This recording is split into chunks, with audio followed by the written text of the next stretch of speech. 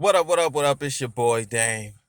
Back again as promised with the part two. It's story time number two, episode two. You know what it do of the beauty of being wrong. Like I said last episode, it was 14 days from yesterday. So now 13 days away from the 1 year anniversary of my first book, my baby. The beauty of being wrong. And every day from this point to the first anniversary, I'm gonna be giving y'all little excerpts, little jewels, chapter by chapter, just detailing. You feel me? Detailing the meat and potatoes of this right here. You feel me? You feel me? If you ain't seen, if you ain't noticed, this is what it looked like. You feel me? Today is chapter two, the ugly of objective reality. If you haven't read, I got some chapters that are the beauty that highlight why wrongness or skepticism or argumentation might be good. Then I got the uglies. The uglies being the forms of indoctrination, the things we've been trained to believe that might stagnate our open-mindedness later on. So chapter two, the ugly of objective reality. First, we gotta know what objective reality even is. So let's get to it. Where should I start? Bam. But what is this is page 14 if you got the book.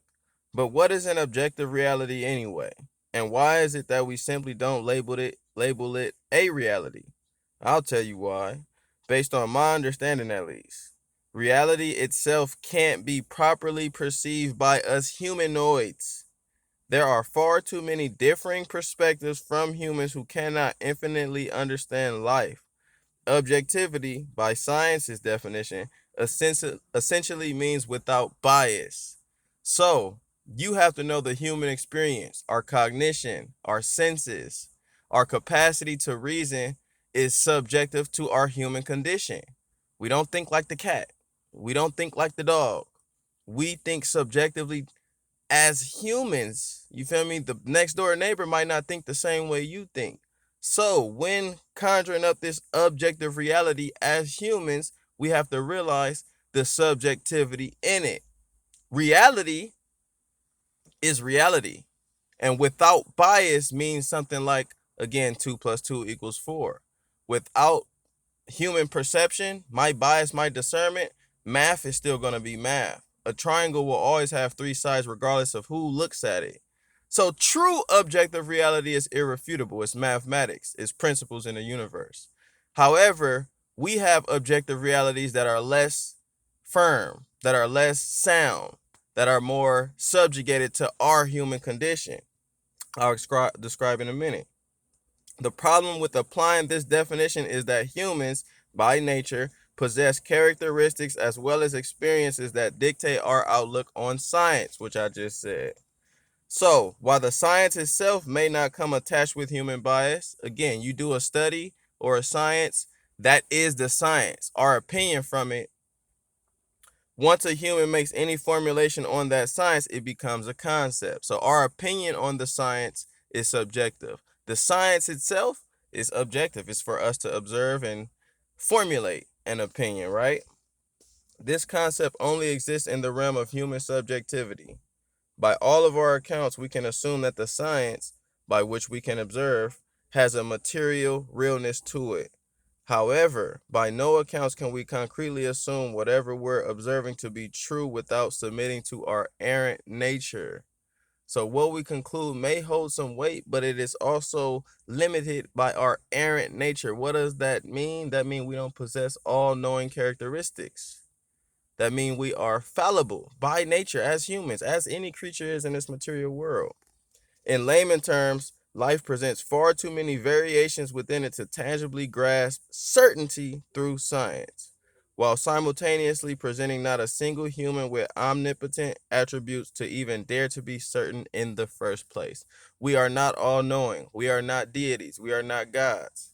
We are fallible. This is why we've put the word objective in front of reality.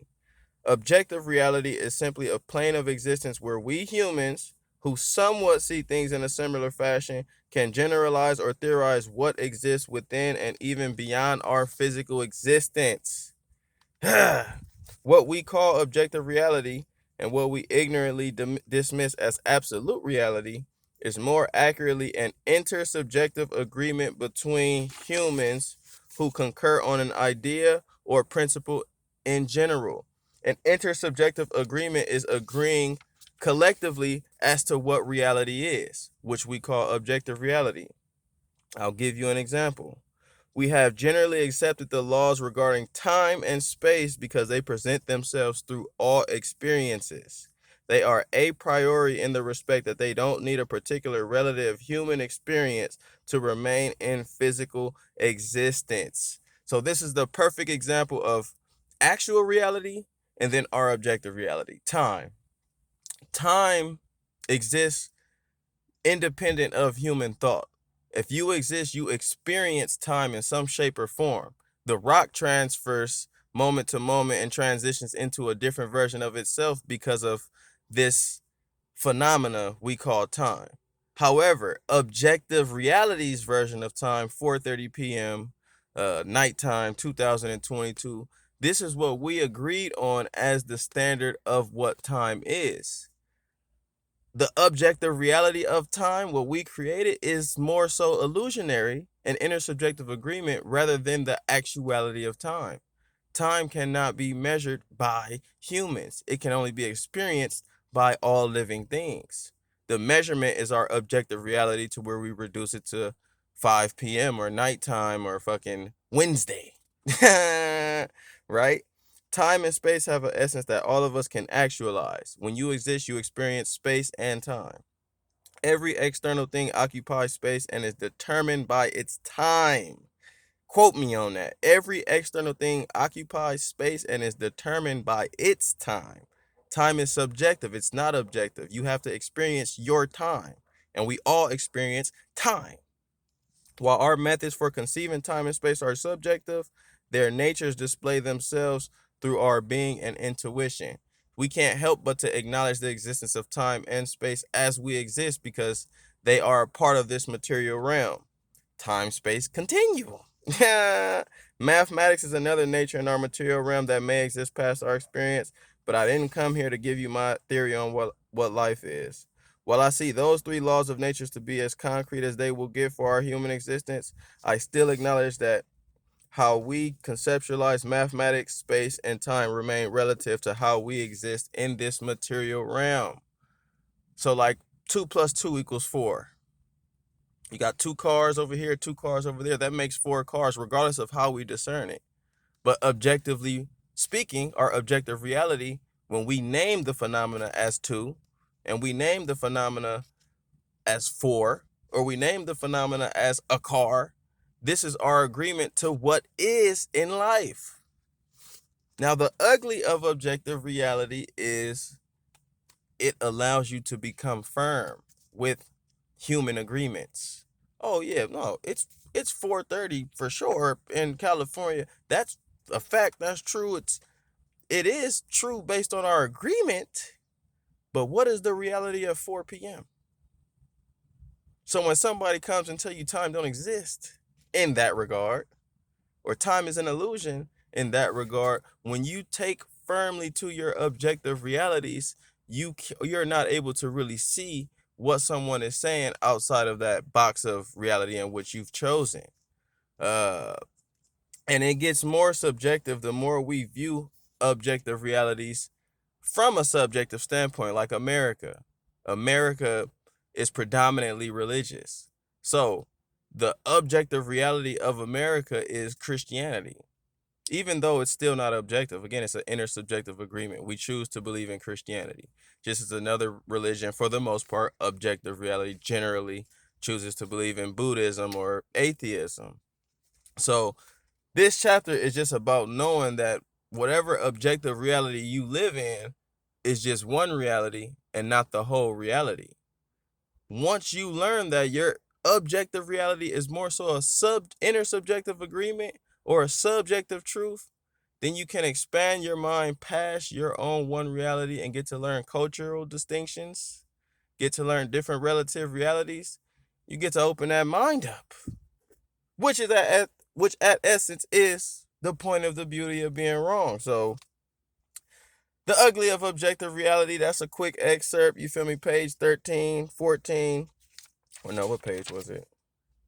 Page 14 and 15, what I read. You feel me?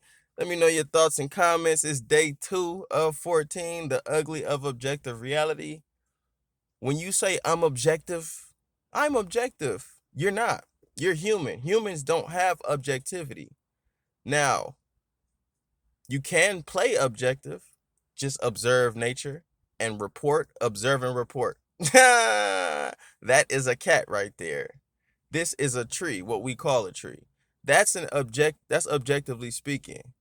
But talking about what the tree does and how it acts in this world, that's based on our own deductions and our own limitations.